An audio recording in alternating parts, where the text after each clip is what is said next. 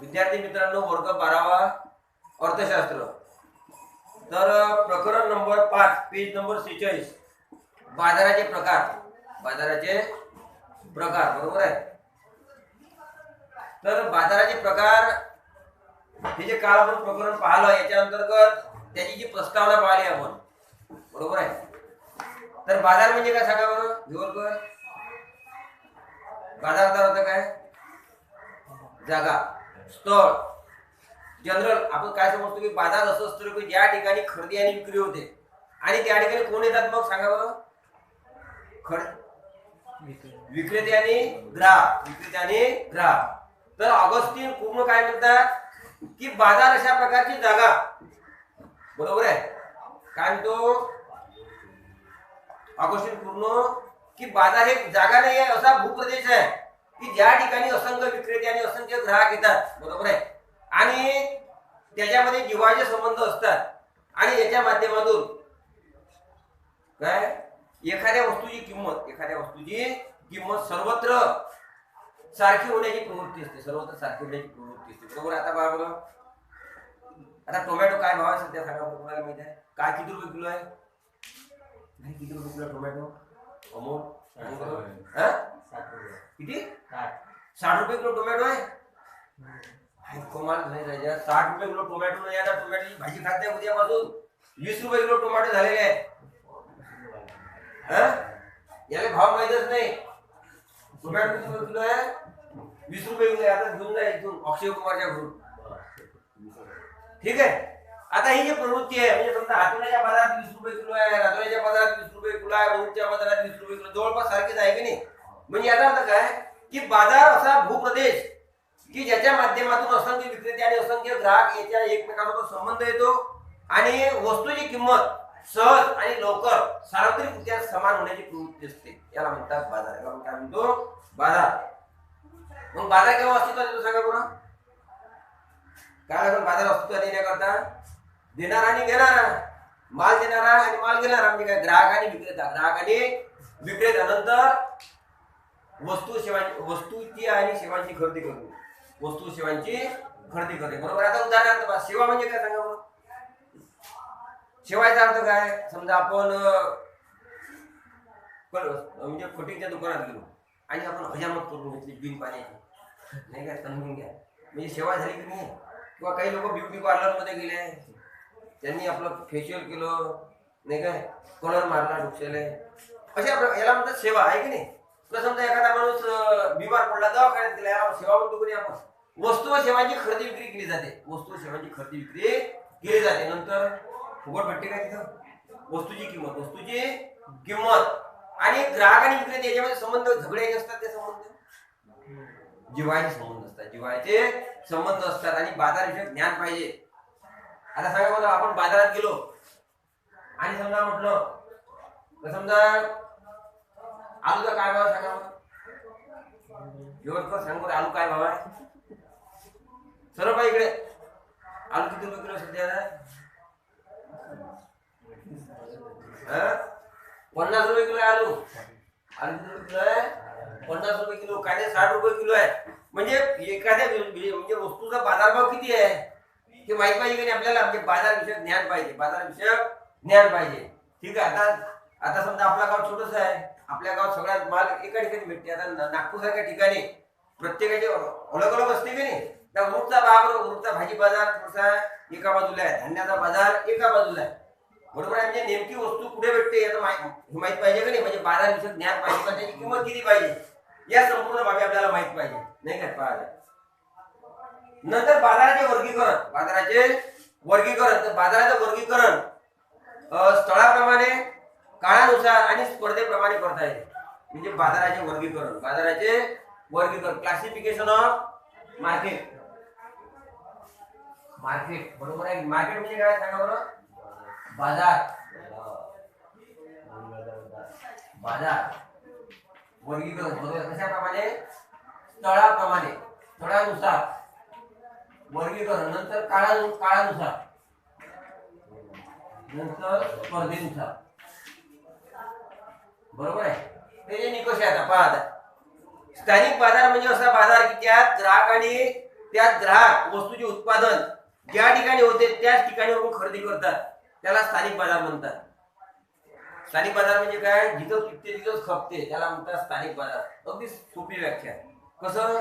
समजा आपल्याकडे समजा कांदे विकते तर तिथंच कांदे खपते याला म्हणतात स्थानिक बाजार. लोकल म्हणजे ज्या वस्तूचं उत्पादन ज्याच्या होते की नाही तिथेच तो माल खपतो, विकला जातो, त्याला म्हणतात स्थानिक बाजार. लोकल मार्केट बाजार की स्थानिक बाजार म्हणजे असा बाजार की ज्यात ग्राहक वस्तूचे उत्पादन ज्या ठिकाणी होते त्याच ठिकाणी खरेदी करतात. साधी गोष्ट. आता उदाहरणार्थ बाजार म्हणजे कसं स्थळ काय नाही. आता उदाहरण समजा अमोल आहे, अमोलनं पालक लावली. काय लावली? पालक. एकरभर पालक लावली, बरोबर. आणि त्याच ठिकाणी मग ग्राहक आले, तिथंच खपला माल, याला म्हणतात स्थानिक बाजार. याला म्हणतो स्थानिक बाजार. म्हणजे स्थानिक बाजार अशा स्थळ उत्पादन स्थळ ज्या ठिकाणी उत्पादन होते त्याच ठिकाणावर ग्राहक त्या वस्तूची खरेदी करतात आणि विक्रेता त्या ठिकाणी विक्री करते. आपण काय म्हणतो मग? स्थानिक बाजार. राष्ट्रीय बाजार हा देशांतर्गत बाजार होय. प्रत्येक राष्ट्रीय बाजारपेठेला त्या देशाचे नियम लागू होतात. राष्ट्रीय बाजार म्हणजे काय? देशांतर्गत बाजार. आता उदाहरणार्थ आता राजूऱ्याचा जो बाजार आहे ना, कोणतं? मिरची मार्केट. तर मिरची मार्केटमध्ये संपूर्ण देशभरातून व्यापारी येतात ना तिथं.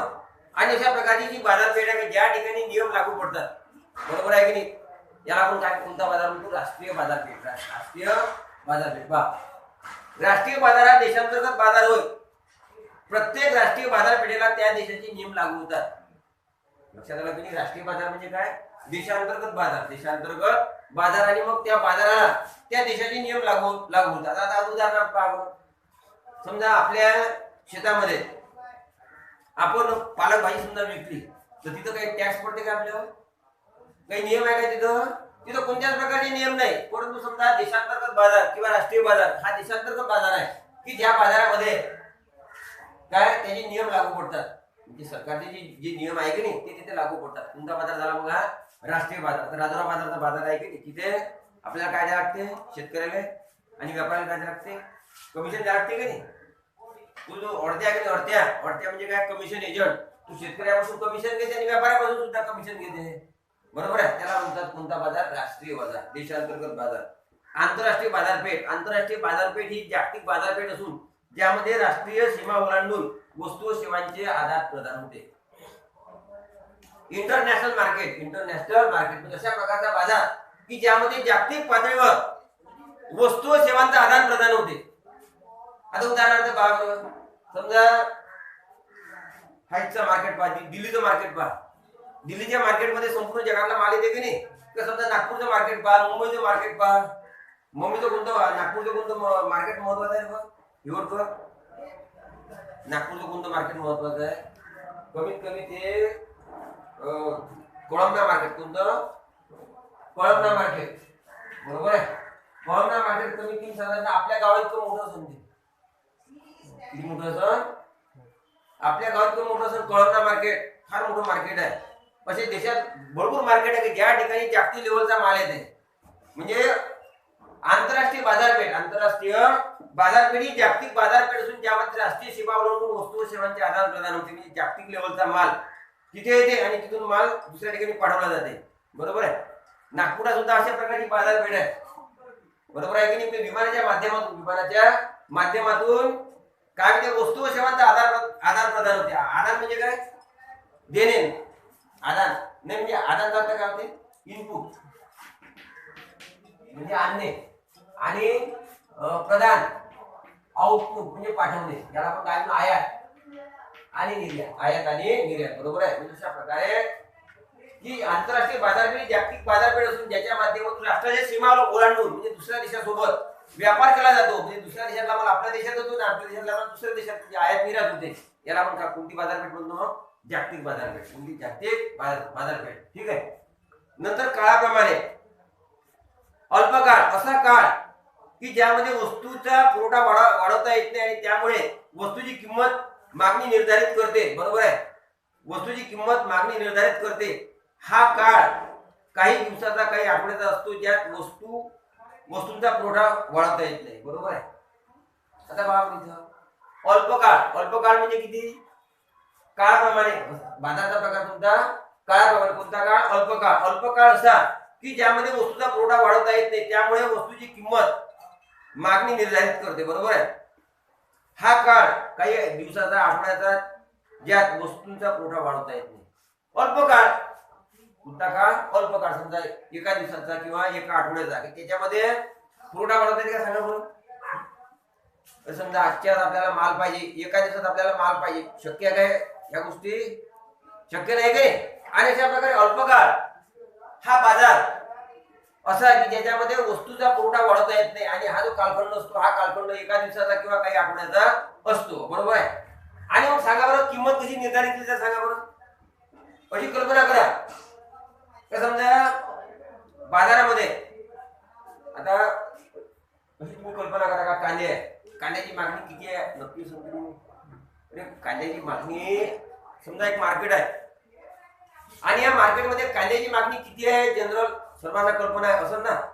आणि मग समजा ते तितक्या मागणीपेक्षा, आता अशी कल्पना करा तर समजा आपलं गाव आहे, बरोबर आहे, आणि आपल्या गावाला समजा एका आठवड्याकरता समजा 3 क्विंटल कांदे पाहिजे. किती पाहिजे कांदे? 3 क्विंटल. आणि बाजार समजा आपल्याच गावातला आहे, दुसरीकडचा कुठचाच नाही. किती पाहिजे इथं? 3 क्विंटल. बरोबर आहे. आणि या 3 क्विंटल पेक्षा, आणि याचा भाव किती समजा 60 रुपये किलो आहे. समजा 2 क्विंटल जर कांदा आला, म्हणजे मागणीपेक्षा कांदा कसा आहे? कमी आहे की नाही. म्हणजे मागणीपेक्षा कांदा कसा आहे? कमी आहे. किंमत कमी काही जास्त नाही सांगा. किंमत वाढेल की नाही. आणि अशा प्रकारे आता समजा 3 क्विंटलची मागणी आहे, पुरवठा किती झाला? 2 क्विंटल. किंमत वाढत ना. समजा किंमत 100 रुपये झालेली आहे असं समजा. बरोबर आहे की नाही. आणि अशा प्रकारे काय होते मग सांगा बरं की, आणि समजा एका दिवसात इतका माल वाढवू शकतो शक्य होणार नाही ना. आणि अशा प्रकारे असा काळ की ज्याच्यामध्ये पुरवठा वाढवता येत नाही, पुरवठा वाढवता येत नाही. आणि हा कालखंड, हा कालखंड एका दिवसाचा किंवा एका आठवड्याचा असू शकतो, आणि ज्याच्यामध्ये वस्तूची किंमत मागणी निर्धारित करते. वस्तूची किंमत मागणी निर्धारित करते. बरोबर आहे. कारण म्हणजे पहा बरं इथं पुरवठा कसा झाला, कमी झाला की नाही, त्याच्यावर किंमत वाढत की नाही. आणि अशा प्रकारे वस्तूची मागणी काय, वस्तूची किंमत पुरवठा निर्धारित करते, मागणी निर्धारित करते. वस्तूची किंमत मागणी निर्धारित करते. बरोबर आहे. कोणता बाजार झाला आता? अल्पकाळ बाजार. अल्पकाळ बाजार. ठीक आहे. आता दुसरं पहा, म्हणजे कोणता? अत्यल्प काळ. म्हणजे कोणता काळ आहे? अत्यल्प काळ. म्हणजे फारच कमी काळ, एका दिवसाचा किंवा एका आठवड्याचा. आता अल्पकाळ पहा. अल्पकाळ हा एका वर्षापेक्षा कमी कालावधीचा काळ आहे की ज्यात वस्तू व सेवांचा पुरवठा काही प्रमाणात आदान, उदाहरणार्थ श्रम, समायोजन करून वस्तूचा पुरवठा वाढवणे शक्य आहे. म्हणजे अल्पकाळ म्हणजे किती वर्षाचा? एका वर्षापेक्षा थोडासा कमी कालखंड की ज्याच्यामध्ये आपण आदान म्हणजे काय? आयात करू. आदान म्हणजे काय? आयात करून आपण वस्तू सेवांचा पुरवठा वाढवू शकतो. त्याला हा कोणता काळ झाला आहे? अत्यल्प काळ.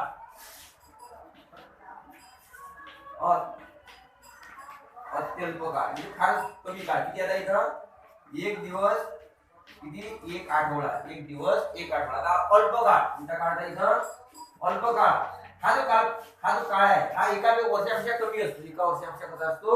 कमी असतो. आपण असं समजू, आता काही 1 महिना समजू आहे की नाही, किंवा 3 आठवडे समजू, असं समजू आपण ना, की हा जो कालखंड आहे, हा कालखंड एका वर्षापेक्षा कसा असतो? कमी असतो. आणि ज्याच्यामध्ये वस्तू सेवांचा पुरवठा वाढवू शकतो. कोण्या माध्यमातून? आधाराच्या माध्यमातून. म्हणजे काय? आयात करून. याचा अर्थ काय? समजा आपल्या, आता अशी कल्पना करा की आपल्या देशात कांदे नाही आहे, मग आपण दुसऱ्या देशातून कांदे मागवतो की नाही. आणि अशा प्रकारे आधाराच्या माध्यमातून आपण वस्तू सेवांचा पुरवठा वाढवू शकतो. बरोबर आहे की नाही. आणि त्याचं ऍडजस्टमेंट आपण करू शकतो. पहा, हा एका वर्षापेक्षा कमी कालावधीचा काळ आहे. या काळात वस्तू व सेवांचा पुरवठा काही प्रमाणात आदानाचे, उदाहरणार्थ श्रम, समायोजन करून वस्तूचा पुरवठा वाढवणे शक्य आहे. बरोबर आहे की नाही. आणि अशा प्रकारे हा जो कालखंड आहे, हा कालखंड किती वर्षाचा? मग एका वर्षापेक्षा कमी. अत्यल्प कालखंड कोणता पाहिला आपण? एक दिवस ते किती? एक आठवडा. एक आठवड्याच्या वर किती? मग महिन्याचे किती असतात? मग 3 आठवडे झाले की नाही. 3 आठवडे ते 1 वर्ष. 3 आठवडे ते 1 वर्ष. याच्या दरम्यानचा हा जो कालखंड आहे समजा आहे की नाही, की या कालखंडामध्ये आपण आयाताच्या माध्यमातून बरोबर आहे, श्रम आहे की नाही, आणि याच्या माध्यमातून आपण वस्तू सेवांचा पुरवठा वाढवू शकतो. बरोबर आहे. नंतर दीर्घकाळ. दीर्घकाळ असा कालावधी की ज्यात उत्पादनाचे घटक आणि उत्पादन खर्च बदलणे शक्य असते. दीर्घकाळात उद्योग संस्थांना सर्व प्रकारच्या खर्चाची जुळवून घेणे शक्य होते. हा कालावधी काही वर्षाचा असतो, उदाहरणार्थ 5 वर्षापर्यंत. दीर्घकाळ कोणता काळ? दीर्घकाळ, बरोबर आहे. आणि अशा प्रकारे दीर्घकाळ असा कालखंड की ज्या कालखंडामध्ये उत्पादनाचे घटक आणि उत्पादन साधन आपण बदलू शकतो. पाहता दीर्घकाळ असा कालावधी की ज्यात उत्पादनाचे घटक आणि उत्पादन खर्च बदलणे शक्य होते असते. दीर्घकाळ उद्योग संस्थांना सर्व प्रकारच्या खर्चाची जुळवून घेणे शक्य होते आणि हा कालावधी काही वर्षाचा असतो, साधारण 5 वर्षापर्यंत. आता उदाहरणार्थ पहा, उत्पादनाचे घटक कोणते असतात सांगा बरं. उत्पादनाचे घटक कोणते असतात? भूमी, श्रम, भांडवल आणि सहयोग, बरोबर आहे. लक्षात आलं काय? पहा, दीर्घकाळ असा कालावधी की ज्या कालावधीमध्ये साधारणतः 5 वर्षाचा कालखंड, या कालखंडामध्ये उत्पादनाचे घटक आणि उत्पादन खर्च बदलणे शक्य असते. आता उदाहरणार्थ पहा, आपण समजा एखाद्या व्यक्तीचा कापड व्यवसाय आहे, बरोबर आहे. त्याची फॅक्टरी आहे आणि या फॅक्टरीच्या संदर्भात जमीन तो बदलू शकते, नंतर मजुराची संख्या सुद्धा चेंज करू शकते, भांडवल सुद्धा वाढवू शकते, बरोबर आहे. आणि जो संयोजक आहे त्याची कार्यक्षमता सुद्धा तो वाढू शकते आणि उत्पादन खर्च सुद्धा तो बदलू शकते, बरोबर आहे की नाही. आणि अशा प्रकारे दीर्घकाळ असा कालावधी साधारणतः 5 वर्षाचा, या 5 वर्षाच्या कालावधीमध्ये एखादा उत्पादन खर्च बदलू शकते, नंतर उत्पादनाचे जे घटक आहे भूमी, श्रम, भांडवल आणि सहयोग सुद्धा तो बदलू शकते, बरोबर आहे की. ठीक आहे. आणि याच्या माध्यमातून तो त्याचं उत्पादन चेंज करू शकते. आणि 5 वर्षाचा असा जो कालखंड आहे, या कालखंडामध्ये हा जो संयोजक आहे, हा संयोजक अनेक प्रकारच्या खर्चाचा ऍडजस्टमेंट तो करू शकते, बरोबर आहे. त्याचा खर्च आहे हा समायोजित तो करू शकते. ठीक आहे. अतिदीर्घकाळ असा काळ की ज्यामध्ये सर्व आधाने बदलता येणे शक्य असते आणि हा कालावधी 5 वर्षापेक्षा अधिक असतो, बरोबर आहे. दीर्घकाळ असा जो कालावधी आहे की ज्या कालावधीमध्ये तुम्ही काल आपण शिकवले नाही पहा, EC = EFC प्लस PVC शिकवले नाही. और एकूण खर्च बरोबर एकूण स्थिर खर्च अधिक एकूण बदलता खर्च. आणि अशा प्रकारे 5 वर्षाचा म्हणजे 5 वर्षापेक्षा जास्त कालावधी होती दीर्घकाळ असा कालावधी की ज्या कालावधीमध्ये हा उत्पादक आहे, हा उत्पादक स्थिर खर्च कोणता? एकूण स्थिर खर्च आणि एकूण बदलता खर्च हा बदलू शकतो, बरोबर आहे. पहा, आता बदलता येणे शक्य असते आणि हा जो कालावधी हा कालावधी किती वर्षापेक्षा जास्त असतो? 5 वर्षापेक्षा हा कालावधी जास्त असतो, बरोबर आहे. 10 मिनिटं झाले. कुणाला जात आहे?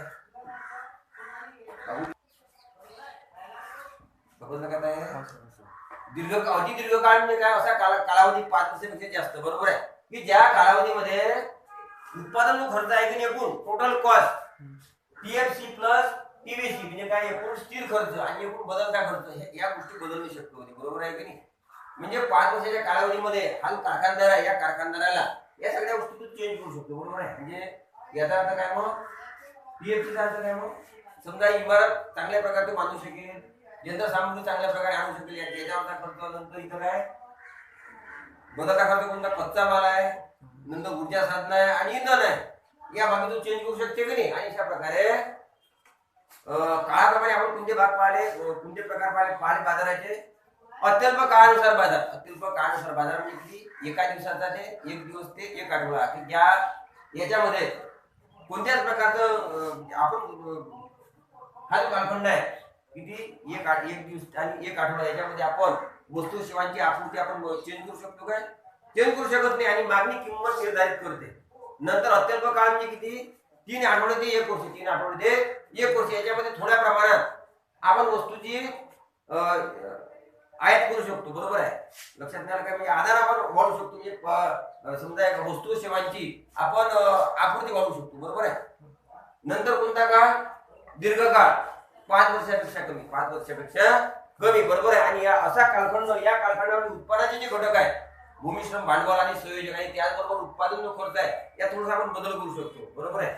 नंतर कोणता मुद्दा आहे? आणि याच्यातला जो महत्वाचा बदल होणारा जो भाग आहे दीर्घकाळ कोणता आहे? श्रम. कोणता? श्रम म्हणजे लेबर जे आहे. लक्षात घ्यायला काय? तर लेबर आपण वाढवू शकतो, बरोबर आहे, उत्पादन करण्याकरता. आणि अति दीर्घकाळ ही 5 वर्षापेक्षा जास्त कालखंड की ज्या कालखंडामध्ये एकूण स्थिर खर्च आणि एकूण बदलता खर्च हा पूर्णपणे बदलणं शक्य होते, पूर्णपणे बदलणं शक्य होते, बरोबर आहे. आणि 5 वर्षामध्ये ही जी उत्पादन संस्था आहे किंवा जी उद्योग संस्था आहे, ती उद्योग संस्था सर्व प्रकारचा जो खर्च आहे याचा ते समायोजन योग्य प्रकारे करू शकते. ठीक आहे. आणि अशा प्रकारे आपण किती प्रकार पाहिले काळाप्रमाणे, अत्यल्पकाळ, अल्पकाळ, दीर्घकाळ आणि अतिदीर्घकाळ. आता आपल्याला पाहिजे स्पर्धा. स्पर्धा असते नसते व्यापारात. समजा अशी कल्पना करा का 5 भाजीपाल्याची दुकान आहे. किती दुकान आहे? 5 भाजीपाल्याची दुकान आहे आणि ती बोंबलत नाही काय ते आलू 5 रुपये, सॉरी आलू 40 रुपये किलो, सस्ते लावले आलू, या लवकर, बरोबर आहे. रस्ते कामाला सस्ते नाही, बोंबलत नाही काय? त्यात स्पर्धा असते का नसते? प्रत्येक ठिकाणी स्पर्धा असते. प्रत्येक ठिकाणी काय असते? स्पर्धा, बरोबर आहे की नाही? पहा आता आपल्या गावात खऱ्याची दुकान आहे, त्याची स्पर्धा असते का नसते? नाही काय? खऱ्याचं दुकान नाही का आपल्या गावात? अरे आपल्या गावात गल्लोगल्ली खऱ्याची दुकानं झाले आहे की नाही? कोणी समजा असंच करते, आहे की नाही? स्पर्धा, तुमची स्पर्धा. आता उदाहरणार्थ बाजारामध्ये स्पर्धा असते ना, त्याला म्हणतात पूर्ण स्पर्धा. तुमची स्पर्धा पूर्ण स्पर्धा, बरोबर आहे. पाहता तर इथे प्रकार पहा स्पर्धेप्रमाणे पूर्ण स्पर्धा महत्वाचा बाजार प्रकार आहे. कोणता? पूर्ण स्पर्धा. पूर्ण स्पर्धा उदाहरणार्थ अशी कल्पना करा का पूर्ण स्पर्धेचं तुम्हाला एक उदाहरण देतो मी. समजा 100 दुकान आहे साखरेचे. दुकान किती आहे? एका लाईनला 100 दुकान लागलेले आहे, बरोबर आहे. साखरेचा भाव समजा 40 रुपये किलो आहे. दुकान किती आहे? 40 दुकान आहे. भाव किती आहे साखरेचा? 40 रुपये किलो. आणि साखरेचा जो म्हणजे दर्जा आहे सारखाच आहे, रूप रंग आकार सारखाच आहे, बरोबर आहे की नाही? आणि नंतर मग झालं. आणि मग हा जो बाजार आहे, या बाजारामध्ये कोणालाही मुक्त प्रवेश आहे, बरोबर आहे. कोणत्याच प्रकारची काही अडचण नाही. केव्हा तुम्हाला येता येते, केव्हाही जाता येते, अशा प्रकारचा बाजार म्हणतात पूर्ण स्पर्धा बाजार. कोणता बाजार? पूर्ण स्पर्धा बाजार, बरोबर. पाहता येतं. अर्थशास्त्रात विक्रेते आणि ग्राहक यांच्यातील स्पर्धा हा बाजाराच्या वर्गीकरणाचा अत्यंत महत्वाचा निकष आहे. विक्रेत्यांमध्ये स्पर्धेवर आधारित बाजारातील विविध प्रकारचा आपण अभ्यास करूया, बरोबर आहे. आता अशा प्रकारे अर्थशास्त्रामध्ये बाजाराचे जे आपण वर्गीकरण करतो का नाही, वर्गीकरणाचा निकष कोणता आहे? मग ग्राहक आणि विक्रेते याच्यामध्ये असणारी स्पर्धा, ग्राहक आणि विक्रेते याच्यामध्ये असणारी स्पर्धा हा अत्यंत महत्वाचा निकष आहे. आता कोणत्या निकषावर आपण याचं वर्गीकरण केलं होतं सांगा बरं?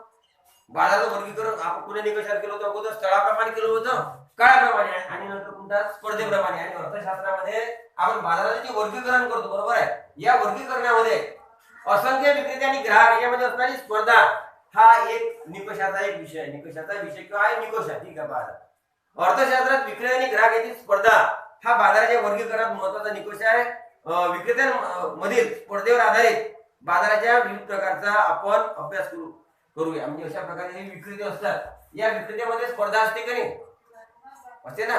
आणि मग त्या स्पर्धा कोणत्या प्रकारच्या असतात, म्हणजे विविध जे विक्रेते असतात या विक्रेत्यांमध्ये कोणत्या प्रकारच्या स्पर्धा असतात त्याचा आपण अभ्यास करणार आहोत, आहे की नाही?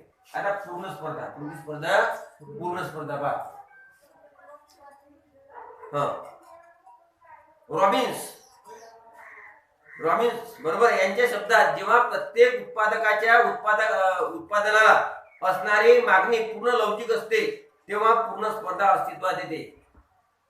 जेव्हा प्रत्येक उत्पादकाच्या उत्पादनाला असणारी मागणी पूर्ण लवचिक असते तेव्हा पूर्ण स्पर्धा अस्तित्वात येते, बरोबर आहे. पहा रॉबिन्स काय म्हणतो सांगा बरं? मग सांगा, पूर्ण लवचिक मागणी म्हणजे काय? पूर्ण लवचिक मागणी म्हणजे काय?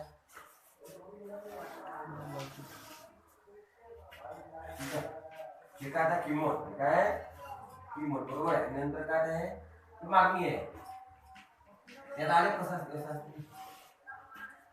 बरोबर आहे की नाही? समजा थोडीशी किंमत जर कमी झाली किंवा जास्त झाली, मागणी प्रचंड वाढते की नाही? ठीक आहे. आता अशी कल्पना करा, समजा थोडीशी किंमत कमी झाली, मागणी प्रचंड वाढते की नाही? याला म्हणतात पूर्ण लवचिक मागणी. त्याला आपण काय म्हणतो? पूर्ण लवचिक मागणी. काय म्हणतो रॉबिन्स? आता प्रत्येक उत्पादकाच्या उत्पादनाला असणारी मागणी पूर्ण लवचिक असते तेव्हा पूर्ण स्पर्धा अस्तित्वात येते.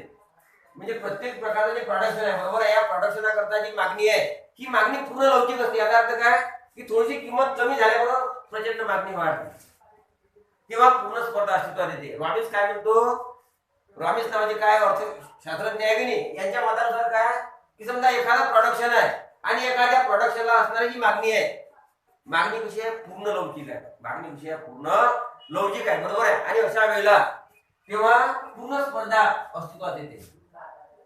आता बाबा पूर्ण ठीक आहे, रॉबिन्स काय म्हणतो, जेव्हा एखाद्या उत्पादनाला असणारी मागणी पूर्ण लवचिक असते तेव्हा बाजारामध्ये पूर्ण स्पर्धा अस्तित्वात येते. आता याचा अर्थ काय, समजा उदाहरणार्थ समजा एक असं एखादं प्रोडक्शन आहे बरोबर आहे, की त्याची समजा किंमत जर कमी झाली तर मागणी प्रचंड वाढते. वाढली नाही का मागणी, मागणी वाढून राहिली ना इकडे, मागणी प्रचंड वाढते की थोडीशी किंमत कमी झाल्यावर मागणी प्रचंड वाढते. अशा प्रकारचे प्रोडक्शन जर असेल तर त्याला पूर्ण स्पर्धा तेव्हा अस्तित्वात येते असं यांचं म्हणणं आहे. ठीक आहे, पूर्ण स्पर्धा असा बाजाराचा प्रकार की ज्यात ग्राहक आणि विक्रेते असंख्य असतात. सर्व विक्रेते आणि ग्राहक कोणत्याही निर्बंधाशिवाय एकजिन्सी वस्तूची खरेदी करण्यात गुंतलेले असतात. तसेच ग्राहक आणि विक्रेते यांना बाजार परिस्थितीचे पूर्ण ज्ञान असते. इतकी आपण व्याख्या घेऊन नंतर आपण बंद करू. ठीक आहे, आता या ठिकाणी बाबा पूर्ण स्पर्धा म्हणजे काय, असंख्य ग्राहक असंख्य विक्रेते एकच असते काय, असंख्य ग्राहक असंख्य विक्रेते असतात बरोबर आहे. पहिली अट कोणती, असंख्य ग्राहक असंख्य विक्रेते असतात. आणि तुम्हाला काय सांगितलं, 50-100 दुकाने साखर कशी आहे सारखीच आहे, भाव कसा आहे सारखाच आहे बरोबर आहे की नाही, भावात बदल आहे काय, क्वालिटी सारखीच आहे साखरेची. लक्षात नाही आलं का. आणि अशा प्रकारे वस्तू कशी असते एकजिन्सी असते, वस्तू कशी असते एकजिन्सी. पाहता सर्व विक्रेते आणि ग्राहक कोणत्या निर्बंधाशिवाय एकजिन्सी वस्तूची खरेदी करण्यात गुंतलेले असतात. एकजिन्सी वस्तू म्हणजे काय, वस्तू कशी असते रूप रंग आकार आणि किंमत सारखीच असते त्याची, त्याच्यावर कोणत्या प्रकारचा निर्बंध असते काय, निर्बंध नसते. पहा पूर्णच बाजार अशा प्रकारचा बाजार व्यवस्था की ज्याच्यामध्ये असंख्य विक्रेते असतात असंख्य ग्राहक असतात बरोबर आहे. वस्तू कशी असते एकजिन्सी असते, रूप रंग आकार किंमत सारखीच असते बरोबर आहे. त्यावर काही निर्बंध असते काय, त्यांना कोणत्या त्यांच्यावर म्हणजे ग्राहक आणि विक्रेते त्यांच्यावर कोणत्याच प्रकारचा निर्बंध नसते. आणि त्याचबरोबर काय असते, त्यांना पूर्ण बाजार स्थितीचं ज्ञान असते, त्यांना पूर्ण बाजार स्थितीचं काय असते ज्ञान असते. अशा प्रकारचा बाजार, अशा प्रकारचा बाजार व्यवस्था याला म्हणतात पूर्ण स्पर्धा. याला काय म्हणतो, पूर्ण स्पर्धा. पूर्ण स्पर्धा अशा प्रकारची बाजार व्यवस्था आहे ज्याच्यामध्ये असंख्य विक्रेते असतात असंख्य ग्राहक असतात बरोबर आहे. नंतर वस्तू कशी असते एकजिन्सी असते, रूप रंग आकार किंमत सारखीच असते बरोबर आहे, क्वालिटी सारखीच असते त्याची. नंतर त्यांच्यावर निर्बंध असते, कोणत्याच प्रकारचे निर्बंध नसते, मुक्त प्रवेश असतो त्यांना बरोबर आहे. ठीक आहे, नंतर त्यांना पूर्ण बाजार परिस्थितीचं पूर्ण त्यांना ज्ञान असते. अशा प्रकारचा बाजार त्याला म्हणतात पूर्ण स्पर्धा, कम्प्लीट कॉम्पिटिशन, कम्प्लीट कॉम्पिटिशन बरोबर आहे. असा बाजार असून काय सांगा आपण असा बाजार असून काय फरक असते जाय की नाही, एक आदर्श व्यवस्था आहे ते नाही काय. ठीक आहे.